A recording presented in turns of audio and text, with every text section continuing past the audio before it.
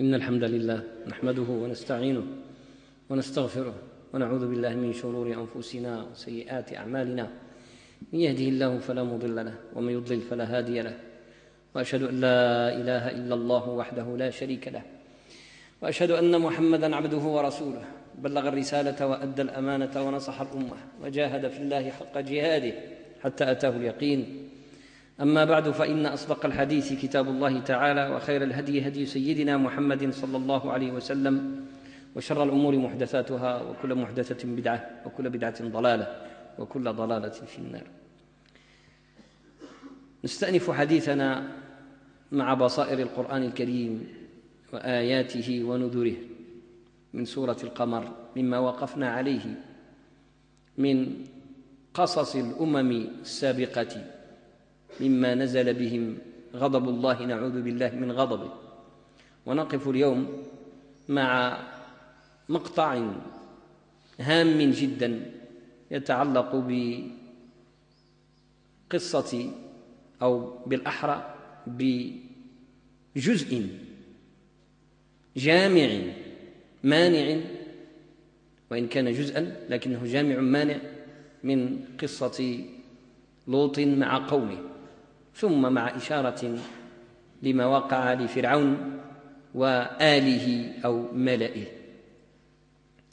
والعبرة من ذلك كله إنما هو استخلاص الحكمة التي يسوقها الله جل وعلا من خلال هذه الآيات الجامعات المحكمات، مما ينبغي للمؤمن أن يقرأه لنفسه في زمانه هذا، ولبيئته وأسرته ومجتمعه، لأن القرآن كما ذكرت مرارا وتكرارا يجب أن يقرأ بعين الزمان الذي يعيش فيه الإنسان، وكذلك بعين المكان، وإلا فإنه لن يستفيد شيئا من الكتاب فيما يتعلق بدينه في زمانه.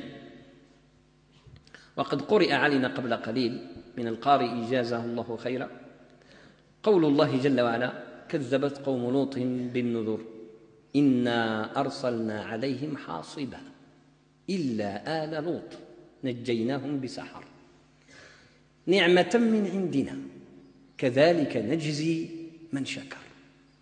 كذلك نجزي من شكر. وهذا الكلام العجيب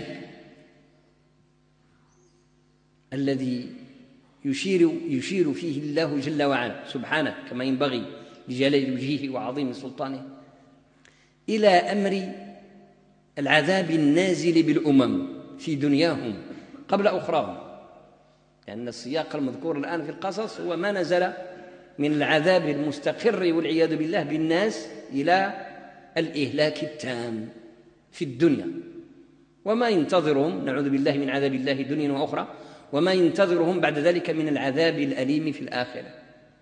وها هنا إشارة ولطائف. الأصل في السنن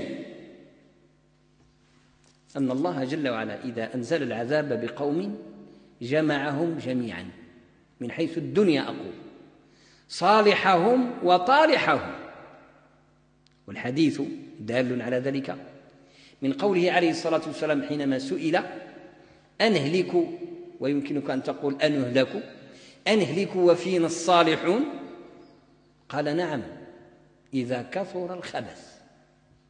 إذا كثر الخبث، بمعنى أن الصالح قد يهلك مع الطالح الفاسد في البيئة إذا كان الخبث ظاهرا مسيطرا غالبا.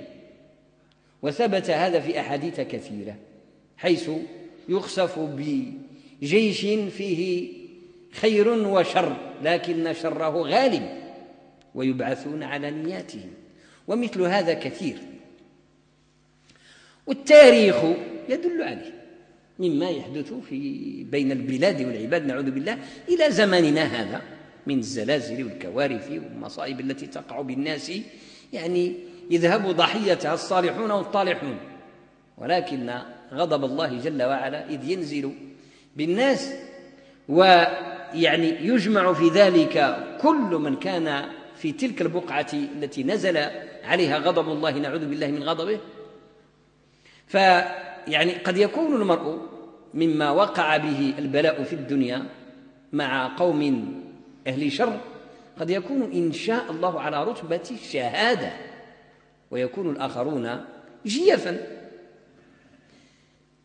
هذا الكلام فيه استثناء في هذه الآية، وذلك قول الله جل وعلا: كذبت قوم لوط بالنذر إنا أرسلنا عليهم حاصبا، أي الحجارة المسومة.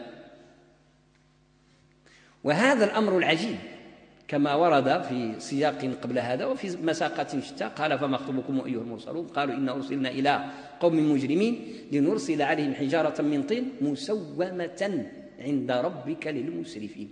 مسومة أي مرقمة، وقد سبقت الإشارة إلى هذا في غير هذا الحديث، أي أن هذه الحجارة من عجيب أمر الله فيها أنها كانت ذات أرقام، يعني كل حجرة بالرقم ديالها.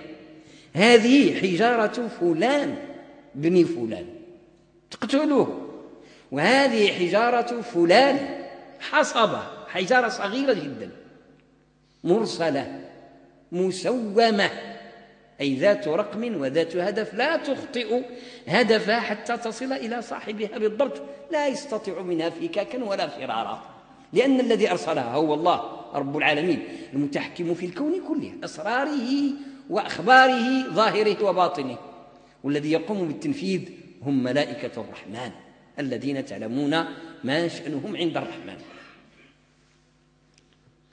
فالله جل وعلا بهذه المعجزة العجيبة نجى آل لوط، نجاهم، فكانوا أهل نجاة، والله جل وعلا جعل ذلك للأنبياء والرسل، وكذلك ننجي المؤمنين. والقصة سبقت مع قوم نوح، إذ أن الله جل وعلا أنجى نوحا ومن معه. إذن أين السر في المسألة؟ لماذا ينجو من ينجو في سياق الهلاك العام، ولا ينجو من ينجو أيضا في سياق الهلاك العام؟ أهو النبوة وحسب؟ أقول بإذن الله كلا، بل هنالك سر خاص.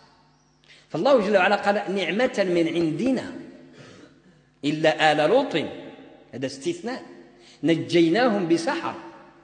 قال: نعمة من عندنا، أي أن الله أنعم على لوط وآله ممن تبعه على دينه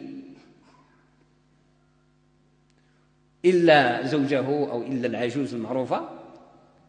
قال: نعمة، أي أن هذا الإنجاء وهذه المنة من الرحمن إنما هي نعمة قال من عندنا، ولكن قعد بذلك قاعدة ثابتة، قال: كذلك، مما يدل على أن الأمر لم يكن يخص لوطا لأنه لوط وحسب، لا، لأنه لوط نعم، ولكن معه سر. هذا السر علة النجاة، والعلماء يقولون الحكم يدور مع العلة وجودا وعدما، فإذا وجدت العلة وجد الحكم، وإذا انعدمت العلة انعدم الحكم. والدليل على ذلك قوله بعد: كذلك نجزي من شكر. وفي الصيغة الأخرى: كذلك ننجي المؤمنين.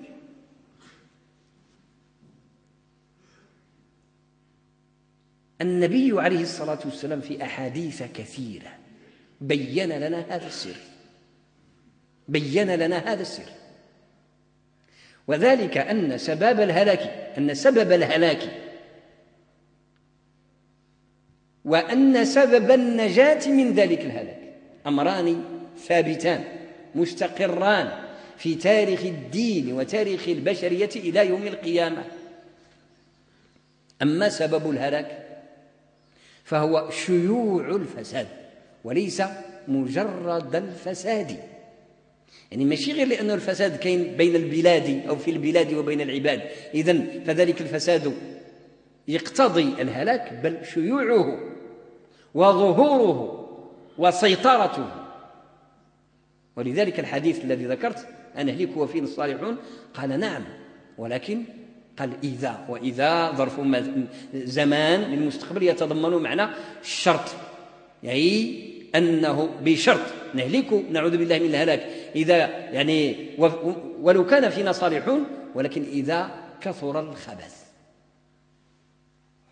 ما كثرة الخبث؟ ظهوره وشيوعه.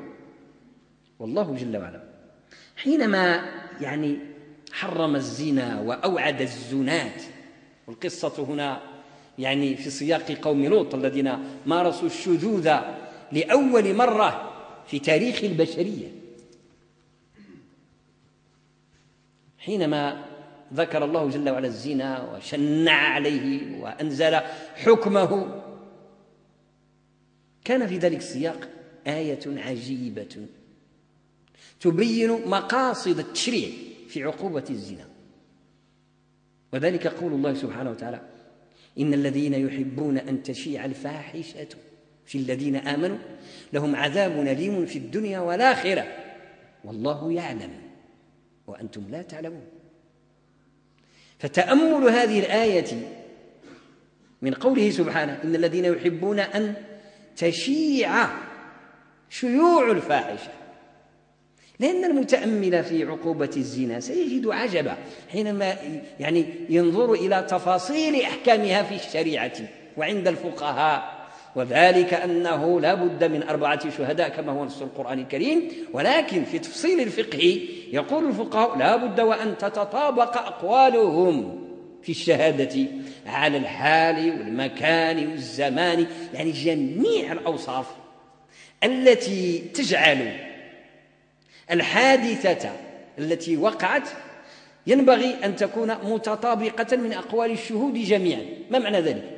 يعني أنه 4 شهود في لحظة واحدة، ماشي يعني واحد كان قبل الآخر والآخر جاء من بعده، لا، 4 شهود في لحظة واحدة اكتشفوا حالة زنا فوصفوا الحالة بالضبط كما رأوها جميعا، تتطابق أقوالهم، وإلا حدت ظهورهم أيضا بحد القذف.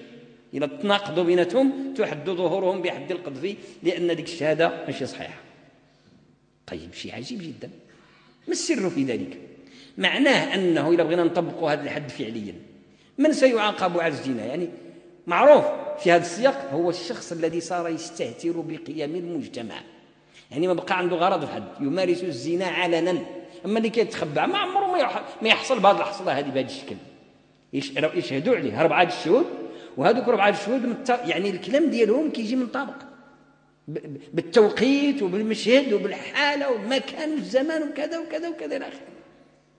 إذن الذي مارس الزنا وقد ستر نفسه أو يعني لم يتيح فرصة لأن يطلع عليه بهذه الصورة يعني الفاضحة، فالحد لا يخاطبه بشكل مباشر، اللهم إلا إذا اعترف به هو، تلك قضية أخرى، وأراد أن يتطهر كما وقع في قصة ماعز في زمن رسول الله عليه الصلاة والسلام. فإذن يعني راه الإسلام ماشي غادي يحارب الجريمة بمعنى جميع أنواع الجرائم، يعني يحيد الجذور ديالها من الأرض، هذا لا يمكن. لا أقول لا يمكن، لأن المجتمع البشري مجتمع ناقص، وكل بني آدم خطاء، وخير خطائين التوابون. ولكن المصيبة الكبرى ما هي؟ أن يصبح الزنا والعياذ بالله أو الفساد الخلقي العام كيف ما بغى يكون مقدماته ونتائجه كالعري وما شابه ذلك، مقدمات الزنا، أن يصبح عرفا مقبولا اجتماعيا. هالمشكل يعني لما يصبح الزنا كاين عادي كما هو في بعض البلاد، نعوذ بالله، عادي. هذه هي الطامة الكبرى. هنا عرض الله على الخطر كاين. أي خطر؟ خطر غضب الله الآني ديال الأرض، مش غير ديال الآخرة، ديال الأرض والعياذ بالله. يعني البيئة إذا وصل فيها التعارف على الفساد ولا الفساد شيء طبيعي، فهذه بيئة يخشى عليها. وما أحسب البلدان أو المدن أو القرى التي نزل بها شيء من عذاب الله في الأزمنة القديمة والأزمنة الحاضرة أيضا إلا وقع فيها شيء من هذا. واحد النوع ديال العرف أنه عندهم الزنا ولا شيء عادي جدا، فينزل بهم عذاب عام.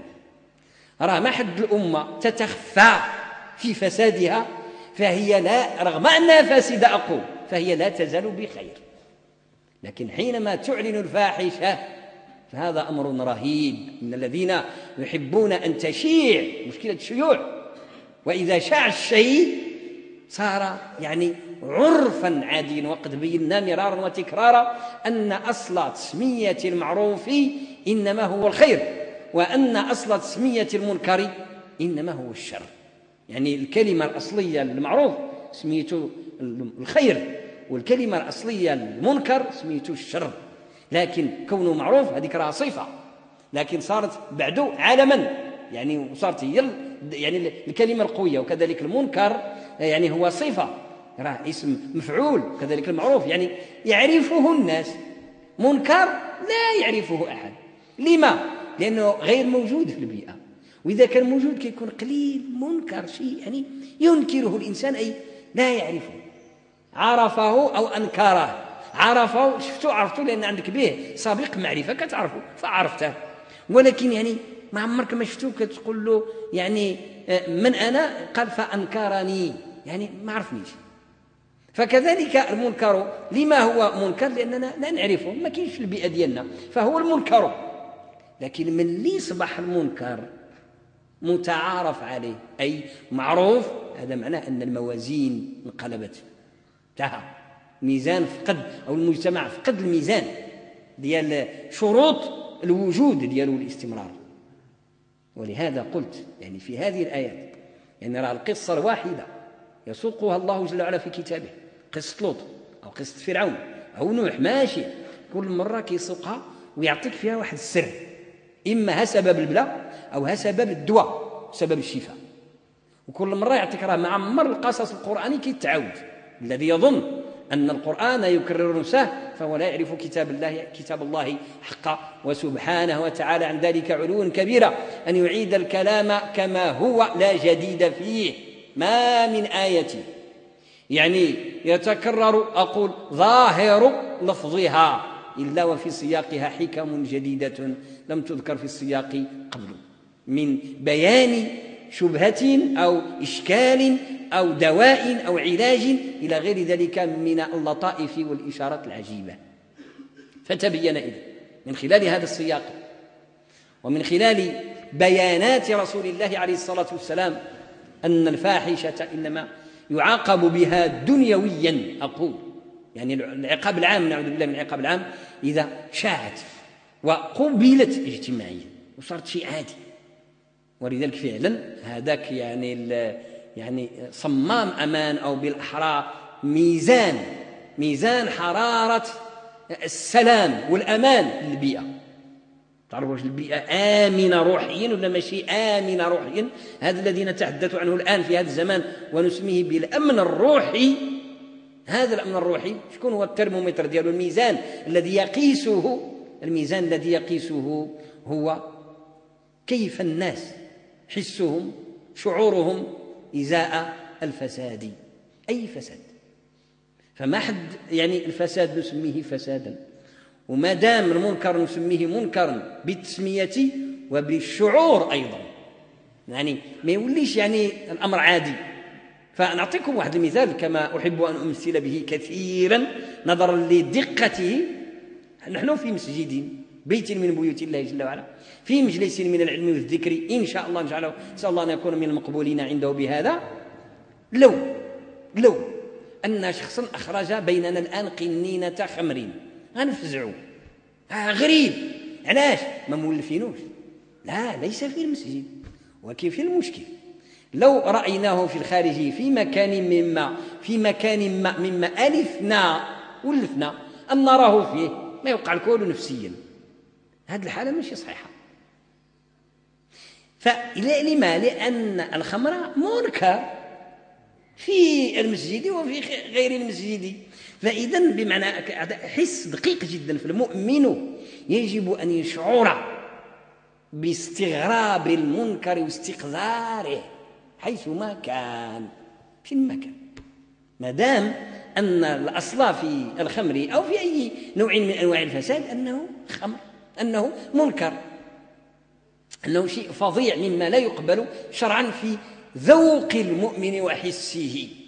وهذا الشيء هو الذي أردت يعني بضرب المثل به أن أبين يعني معنى كون يعني المنكر قد شاع واستحقت البيئة بذلك أن ينزل بها الغضب العام أو لم تستحقه. هذا من حيث سبب نزول العذاب، نعوذ بالله من عذاب الله. أما من حيث سبب النجاة، احنا أعطينا قاعدة بأنه كاين هكذا وكاين هكذا. نجد في كتاب الله أن الله ينجي المؤمنين، ينجي من شكر. ونجد أيضا في الواقع التاريخي في صورة أخرى من صور الواقع التاريخي وفي الأحاديث أن الله قد يأخذ الصالح والطالح في البيئة الواحدة إذا غضب عليها. ما الفرق بين هذا وذاك؟ الفرق بين هذا وذاك هو هذا الذي أشرت إليه في السبب، بمعنى أن الذي يحفظ حسه النقدي من معرفة المعروف وإنكار المنكر، فإن شاء الله يكون ذلك سبب نجاته. بمعنى أنه لا يكفي أن تكون صالحا في البيئة الفاسدة، لا يكفي أن تكون صالحا في البيئة الفاسدة، بل لتضمن الأمان بإذن الله وتدخل في ذاك الشرط ديال كذلك ننجي المؤمنين، كذلك نجزي من شكر، باش تدخل في هذاك الحماية الربانية. قلت لا يكفي أن تكون صالحا، يجب أن تكون مصلحا. فنجاة الأنبياء والرسل من عهد نوح إلى عهد رسول الله سيدنا وحبيبنا محمد بن عبد الله عليه الصلاة والسلام كلهم جميعا سبب نجاتهم منة الله أولا، نعمة من عند الله سبحانه ومنة، ولكن السبب بعد ذلك التشريعي التكليفي إنما هو أنهم كانوا دعاة إلى الله، ومن دعا إلى الله فقد أعذر إلى ربه.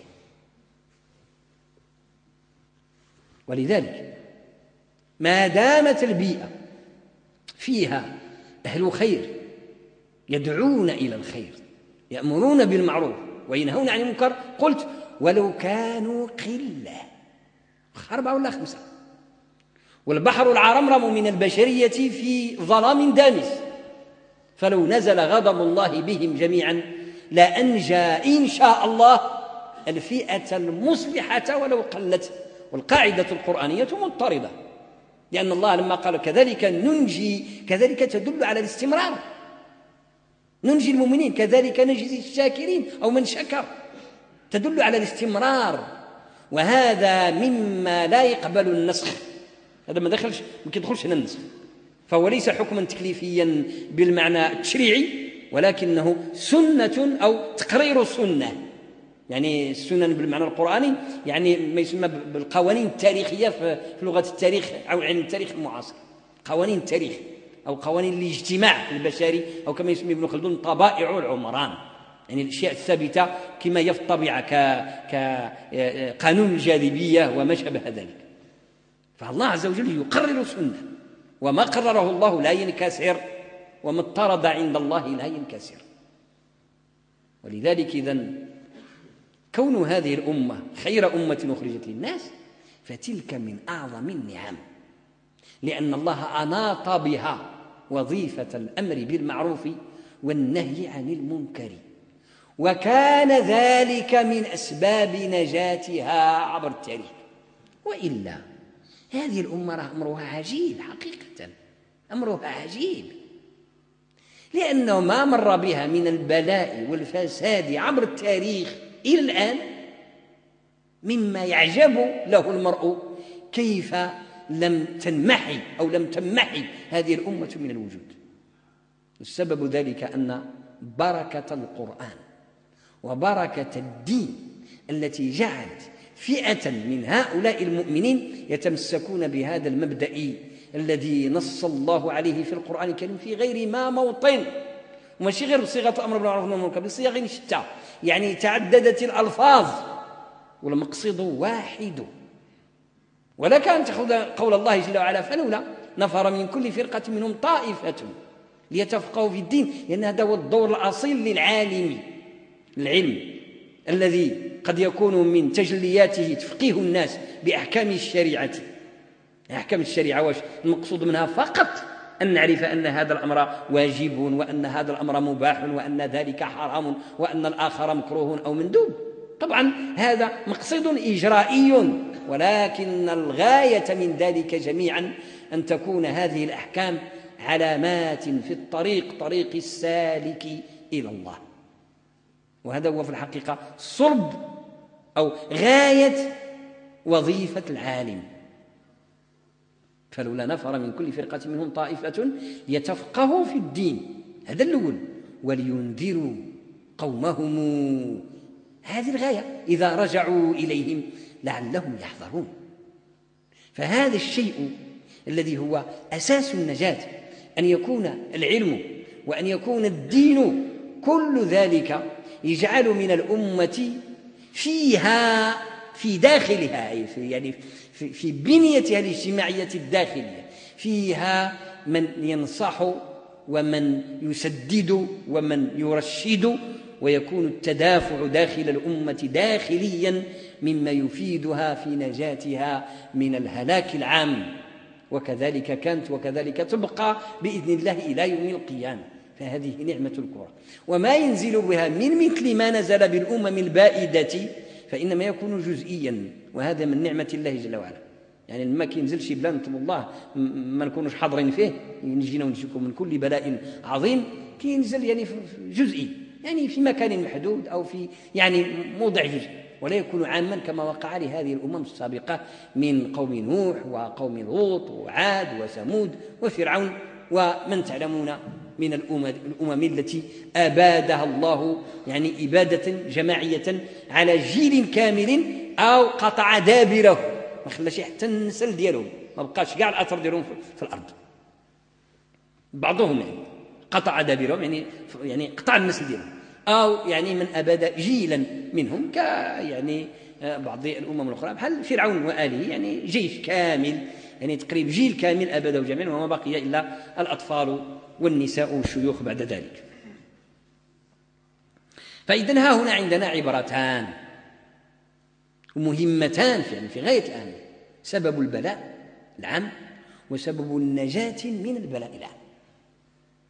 وأعيدهما للتذكير بشكل مختصر لخلص بعد ذلك إلى الجانب العملي. فقلنا سبب البلاء العام نعوذ بالله منه شيوع الفاحشة، يولي متعارف، يعني قوم لوط صافي ولا عندهم عادي جدا بشكل فظيع.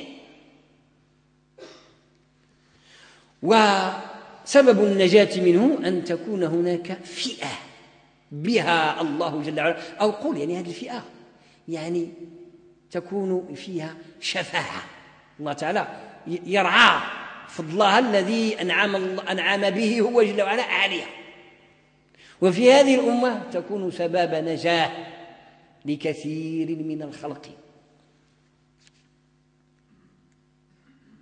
أما من الناحية العملية فالأمر بالمعروف والنهي عن المنكر هو إحساس، وقد أشرت إلى هذا قبل قليل، إحساس وشعور قبل أن يكون شيئا آخر، يعني قبل أن يكون فعلا أو رد فعل، إحساس وشعور. كيف؟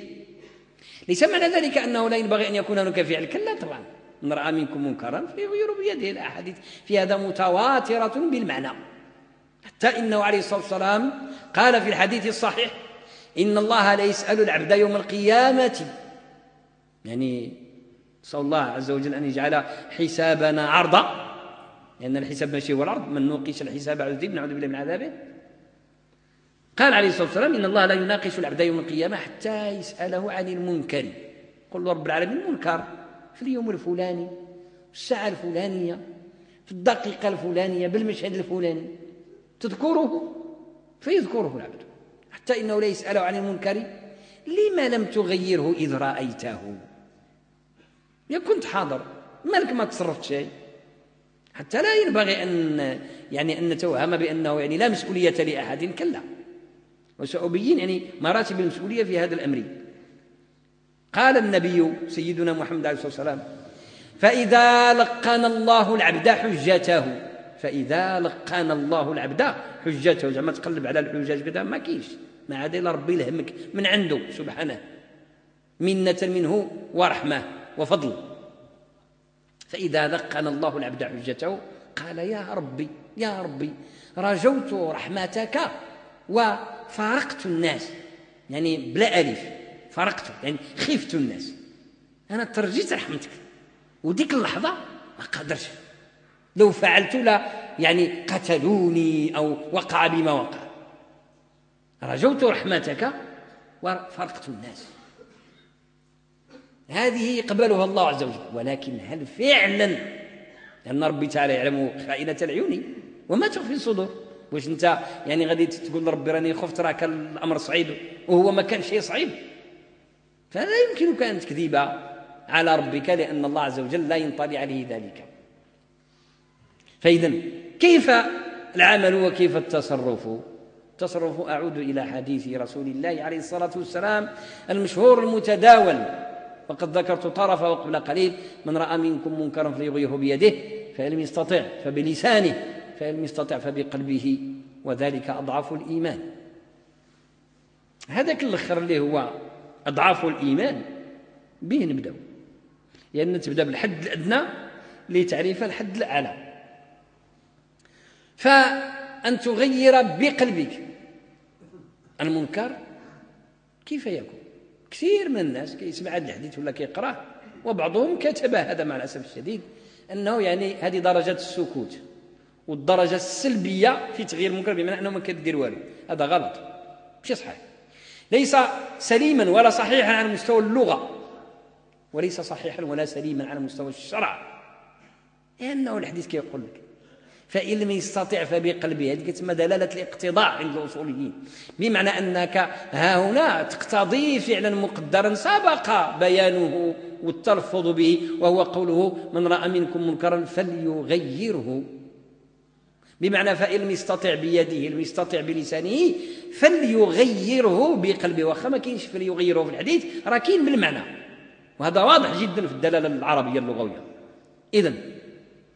إذا كان ذلك كذلك وهو كذلك بإذن الله، فكيف يكون التغيير عملا سلبيا أو لا شيء، ماشي فعل؟ لا يمكن أبدا. ما معنى التغيير؟ غير يغير، أي أنه حول الشيء من وضع إلى وضع. التغيير نقلة وتحويل وتبديل. فإذا أن تغير بقلبك أن تحول وضعا ما من حال إلى حال، إذن هو فعل وليس سلبا، إنما هو فعل وجداني شعوري قلبي، وليس يدويا ولا لسانيا. الله أكبر.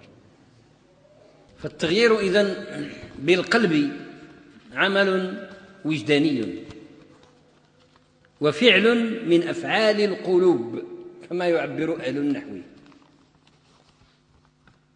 وإلا فلا معنى لقوله عليه الصلاة والسلام: فإن لم يستطع فبقلبه. ويكون ذلك رتبة إيمانية، صحيح هو أضعاف الرتب، لكن رتبة إيمانية ورتبة مقبولة شرعا، مقبولة شرعا. وبيانها يتم ببيان المنازل الإيمانية التي تتيحها أو يتيحها الاحتمال الأول ويتيحها الاحتمال الثاني. فأما الاحتمال الأول: من رأى منكم منكرا فليغيره بيده، فاليد لاستياد الجارحة كما يتوهمه كثير من الناس. شحال واحد يسمع بيده كيمشي له العقل اللي الدنيت، لا، وإلا ودير المنطق ديال اللغة، طبقوا حرفيا، لأن دير الحرفية الفهم الحرفي للحديث كمل: فإن يستطع فبلسانه، أجبد لسانك، لا يمكن. إذا اللسان هنا بمعنى اللغة، والتغيير بالقلب، العضلة ديال القلب النيت تجبدها وتخدم بها ما يمكنش. فهو إذن الشعور، فدل على أن اليد أيضا ليست المقصود الظاهر ديالها. وإلا هذا واحد. أمر آخر، ستجد أساليب أخرى للتغيير بالمنكر أو لتغيير المنكر لم تذكر في الحديث. قد يغير الإنسان المنكر برجله، ما كاينش في الحديث. وجاء رجل من قصى المدينة يسعى. والتغيير أيضا قد يكون بالمال، وهو من المهمات، ما كاينش في الحديث، كاين أين موضعه سأذكر. فالتغيير باليد إنما هو كناية عربية على الذات الكلية. مش معنته يعني كترفد الهم المنكر وتبدا تخطط له وتفكر له بكل القوة ديالك العصبية واللغوية والمالية كلك حتى يتغير. فذلك الذي غيره بيده. وهذا المعنى ما زال مستعمل في عاميتنا إلى اليوم. كتقول شي حاجة غنديرها بيدي، هذا عربي قديم، كناية على أنه يعني للتوكيد، وأنك ستفعل ذلك بكل قوتك. وأيضا يقولون بيميني، يعني باليمين ديالو، لأن اليمين فاش كيتذكر القوة. وتقول مثلا يوسف بن تاشفين بنى مدينة مراكش، ما دارش فيها الطوبة، إنما أمر ببنائها لا أقل ولا أكثر. أو يعني المولى إدريس بنى فاس، وهو كان كيهز يعني هو بناها كلها، إنما أمر أو كيصدر قرار سياسي أو إداري للفعل. فإذا كيكون عنده قوة الإشراف العام على الفعل، لأنك تنخرط في عملية شاملة لدفع الفساد وإصلاح البلاد. هذاك يغير بيده. قال فإن يستطيع فبلسانه، يعني هي اللي كيقولوا في مدارس الإصلاحية المعاصرة كيقولوا فيها قول كلمتك وامشي. يعني شتي حاجة ماشي هذيك تقول حشومة عليكم كذا إلى آخره وسير بحالك. فهذه طبعا رتبة أقل، لكن إذا قلتها تقول ديك الكلمة وتبدا تفكر في كيفاش ديك الكلمة تعطي الثمار ديالها، أي تقول كلمتك وما كتمشيش، تقوم برعايتها وتنظر إلى تفعيلها، هذاك راك ما بقيتش غير في اللسان، فأنت تغير بيدك. حتى لا يتوهم أن أحد أن التغيير بالمنكر باليد راه هو الزراوط والسيوف، أبدا، لا علاقة له بهذا، بل هو يعني اهتمام شمولي كلي. فكرك، مالك، بدنك، كل شيء فيك اشتغل بالأمر، يعني رفض الهم العام ديال الأمة. فهذا هو التغيير باليد، وهو الذي توجهه وتؤيده وتسدده نصوص الشريعة من كتاب الله ومن سنة رسول الله عليه الصلاة والسلام. ولذلك هو عنده الرتبة العالية. فإذا ما أعطيتش كلك، أعطيت طرف منك، لسانك، قول كلمتك ومشي، قول واحد الكلمة ديال الخير وسير الله يهديك. فإذا لم تكن من أصحاب المرتبة الأولى ولا من أصحاب المرتبة الثانية، ونسبة الثانية إلى الأولى هي نسبة الجزء إلى الكل كما يقول أهل المنطق. يعني راه التغيير باللسان غير واحد طريف من التغيير باليد، باش سعاد كيسحب له زعما التغيير باليد هذا طرف والتغيير باللسان طرف آخر. لا، المغير باليد مغير باللسان أيضا، راه خدام حتى لسانه، خدام لسانه ودماغه وفلوسه كله خدام، بينما المغير باللسان خدام حاجة واحدة فيه، لسانه، لا أقل ولا أكثر، لا أقل ولا أكثر. فهذا جزء منكم، فإما تكون يعني أنت كلك مصلح، ولا طرف منك هو اللي مصلح، هو لسانك. فإن لم تكن لا من هذا ولا من ذاك، يقول لك اشرع رد بالك، وهذا الذي سيفسر لنا الرتبة الدنيا التي بها بدأنا. يقول لك رد بالك، ستصبح أنت جزءا من المنكر. علاش؟ لأن المنكر متعد غير لازم، كما نوصف بعض الأفعال في النحو العربي. الفعل العربي إما أن يكون متعديا وإما أن يكون لازما. المتعدي هو من يتخذ مفعولا به واحدا أو أكثر، أما اللازم ما عنده شيء مفعول به. المنكر لا يكون لازما أبدا، ديما متعدي.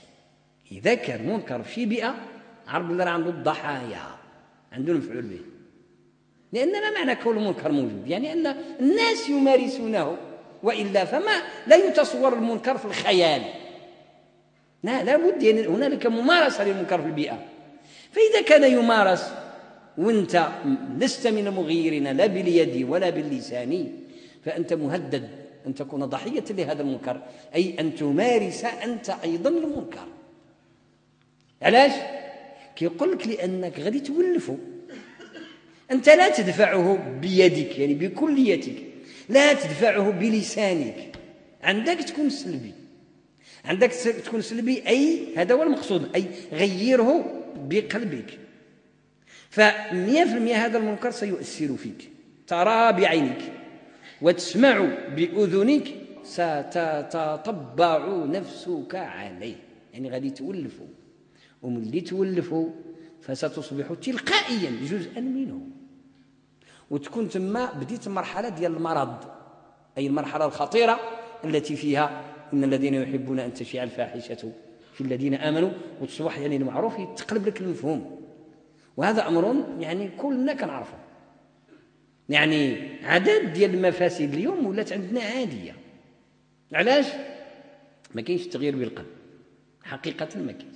كتشوف واحد المشهد اليوم أنا وأنت، يعني أول مرة تشوف مثلا واحد المنظر ماشي هو هذاك غريب كيفزعك وكيحصل لك يعني التغيير بالقلب، راه هذاك هو المقصود، كيوقع لك فزع فتستنكر ذلك وتستقدره وتستبشعه، ولكن غدا تعاود تشوفه كتنقص حرارة رد الفعل النفسي، كيولي داك الشيء زعما عندك واحد كيقنطك بواحد البارح 100% فزعك 100%، اليوم فزعك غير 60%، غدا يفزعك 40%، واحد النهار ما يفزعكش نهائيا. إذن ألفته ووافقت عليه نفسيا، هذه الموافقة منكر، صرت جزءا من المنكر. فإن لم يستطع فبقلبه، قال وذلك أضعاف، رد بالك بيضل على مرحلة راه بقات كتهبط تحت الصفر، وذلك أضعاف الإيمان. ولذلك المؤمن الكيس الفطين ما عمر المنكر واخا يشوفه صباح وعشية عمره ما يولفه، ديما تقول أعوذ بالله هذا منكر، أعوذ بالله هذا منكر. ولذلك دائما نحتاج إلى زاد نتغذى به. ما تخليش الفساد يدخل لك في ودنك وفي عينك، وما تديرش المنظفات اللي تخلي القلب ديالك حي. هذه المنظفات هي كتاب الله ذكرا وتلاوة والعمل الصالح عموما. ولكن أقول راه المداومة على تلاوة القرآن الكريم تجعل القلب حيا دائما أبدا، وذلك بنص القرآن. أما القرآن فهو روح، والروح يحيي، وكذلك أوحينا إليك روحا من أمرنا ما كنت تدري ما الكتاب ولا الإيمان، ولكن جعلناه نورا نهدي به من نشاء من عبادنا وإنك لتهدي إلى آخر السياق. وأيضا لتنذر من كان حيا ويحق القول على الكافرين. فنظارة القرآن الكريم يعني تنزل على القلوب الحية فتزيدها حياة. ما حد فيك الحياة وكتشعر بأن هذا الأمر صالح وهذا الأمر غير صالح، فتغذى بكتاب الله يوميا. راه دوز عليك واحد الفترة ما تسمعش القرآن وما تقراش القرآن، اعلم أن الجفاف سيدب إلى خشبتك. أنا وأنت والله يا أخي الكريم إلا الإنسان إذا انقطع على تلاوة القرآن الكريم وعلى تدبر القرآن الكريم راه كيهبط كينزل فلا يؤمن عليه هو برسول أن يمارس الفاحشة وأن ينخرط في المنكر. علاش؟ أولا لأن القرآن الكريم كلام الله، فيه الروح، فيه الحياة، كيغذي القلب. ثانيا لأنه يوثق المفاهيم. يعني الفساد ديما كيقول لك راه هذا فساد. كتشوف في المجتمع أنه يعني الناس يمارسون فسادا ما، هذيك الممارسة اليومية راه كلمة، راه خطاب كيحاول يقنعك. هذاك يعني العرف الفاسد كيحاول يقنعك بأن هذا الفساد ليس بفساد، ولكن القرآن كيحطم هذاك الإقناع الباطل، كيقول لك لا بل هو فساد، كيخلي القلب ديالك حي يتغذى دائما، فتكون بإذن الله من المراتب الحسنة أقلها أن تغير بقلبك، وأفضلها أن تكون من أهل الإصلاح وأهل الدفع للبلاء والإقرار للخير. جعلني الله وإياكم من أهل الصلاح والإصلاح، ونعوذ به جل وعلا أن نكون من المنكر وأهله. وآخر دعوانا أن الحمد لله رب العالمين، وصلى الله على سيدنا محمد وسلم تسليما. يعني قرأت هذه الأسئلة، بعضها يحتاج إلى وقت طويل حقيقي، يعني بعض دروس علمية. بعض الإخوان يطلبوا مني بعض الأشياء الله يكرمهم، يعني الأمور العلمية يعني أنا أخليها غير النوازل الفقهية الجزئية، أما الأمور العلمية ستأتي إن شاء الله. مرة الدرس ديال السبت بإذن الله خصص لذلك، لأن يعني الأمور المتخصصة في علوم الشريعة بعض الأسئلة كتجي طويل الكلام فيها بزاف، وبعضها يعني قد يكون يعني مما يصلح لمثل هذه النوازل الجزئية. توفي رسول الله صلى الله عليه وسلم ودرعه مرهونة عند يهودي، مرجو إيضاح الأمر. يعني واضح كما هو، يعني النبي صلى الله عليه وسلم يعني سلف الشعير عند شي يهودي وعطاه سميتو، ما عندوش باش يخلصوا ديك اللحظة، وعطاه الدرع ديالو، يعني هذاك الحديد اللي كيلبسوه في الحرب، شدوا يعني فيه الثمن ديال هذاك الشعير وزيادة، حتى استخلص بعد ذلك بعد وفاته عليه الصلاة والسلام. لكن يعني ما ينبني على ذلك من الفقه كثير جدا، ولا يمكن في مثل هذه العجالة، ولا بد من يعني الانتقال إلى شيء آخر. يعني هذه الاستراحة اللي كتسمى جلسة الاستراحة، هذا يسأل عن جلسة الاستراحة في الصلاة، يعني هي النبي صلى الله عليه وسلم كان كيديرها حينما اكتنز اللحم، يعني لما يعني بدنا الحديث بدنا عليه الصلاة والسلام، يعني في الآخر ديال حياته عليه الصلاة والسلام انتقل الجسم ديالو، يعني عمر يعني سمينة عليه الصلاة والسلام، فكان يعني من سنته عليه الصلاة والسلام أنه ملي كينوض من السجود كيجلس واحد الجلسة معروفة حتى من الناحية الطبية، أنه الدم كيستوي شوية باش الإنسان ما كيضخ شيء، فليست واجبة، هذا المقصود. يعني باش بعض الإخوان يعني عاود كيلزموها بواحد الشكل، ليست واجبة، من احتاج إليها إن شاء الله فهي من السنة، فمن يفعلها لا تضر إن شاء الله، يعني عدم فعلها لا يضر بإذن الله. لماذا سمي حمزة بن عبد المطلب بأمير الفقراء؟ أولا بكل صراحة عمري ما سمعت أنه سمي أمير الفقراء ولا علماني، وإذا كان تسمى بهذا الاسم حقيقة فلا أدري، والله ما نعرف يا أخي الكريم، أول مرة أنا سمعت حمزة بن المطلب، ما عرفتش، عمري ما سمعت. يجيبوا التحقق، أنا كنخاف من واحد العدد ديال الأشياء راه كيجيبوها الروافض، إنما ما نعرف، يمكن تكون، إنما عمري ما سمعتها بكل صراحة، ماشي اللي عمري ما سمعتها راه ما كايناش، إنما يعني تحتاج إلى تحقق أولا لإثبات، الإنسان ما يزربش إثبات واش فعلا هذا الشيء كاين. أمير الفقراء. الفرق بين الأمية والجهل حقيقة فرق كبير، ولكن راه يعني الجواب خصو طول كبير. فالجهل يعني في التعبير القرآني، في التعبير النبوي أيضا، يعني راه ما كيتعلقش بعدم الكتابة والقراءة أبدا. الجهل يعني كيتعلق يعني بالجانب الإيماني وجهل المفاهيم، يعني وقد يكون الإنسان قارئا ولا يكتب ولا يخط، ودليله القرآن، اقرأ باسم ربك الذي خلق. فالقراءة سيدنا محمد صلى الله عليه وسلم قارئ وما قارئ، إذا اعتبرت يعني الخط كتابة وقراءة فكان أميا، وما قرأ كتابا ولا يعني خطاه عليه الصلاة والسلام بيمينه. يعني وهي اللي كتسمى الأمية. يعني أما الجهل فقد يقدر يكون الإنسان كيكتب ويقرأ ويكون جاهل، والجهل يعني هو واحد نوع من الجهل بالله والجهل بالحياة والجهل بكل شيء. وأيضا قد يوصف الجهل أو يعبر بالجهل عن الغضب المتوحش، كما في معلقة الشاعر الجاهلي: ألا لا يجهلن أحد علينا فنجهل فوق جهل الجاهلين. حتى بالدارجة كيقولوها وهي عربية قديمة، راه الدارجة ديال المغرب هزة بزاف ديال المفاهيم والألفاظ العربية العتيقة قديمة، كيقول يعني جهله أو جهل عليه، راه هو هذاك.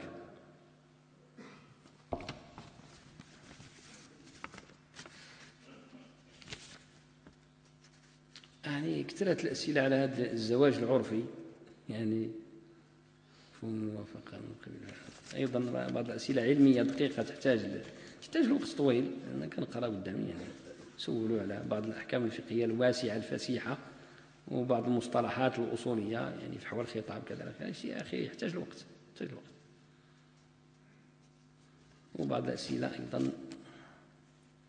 طيب هذا الزواج العرفي أنا نشرحه إن شاء الله الرحمن نقدر.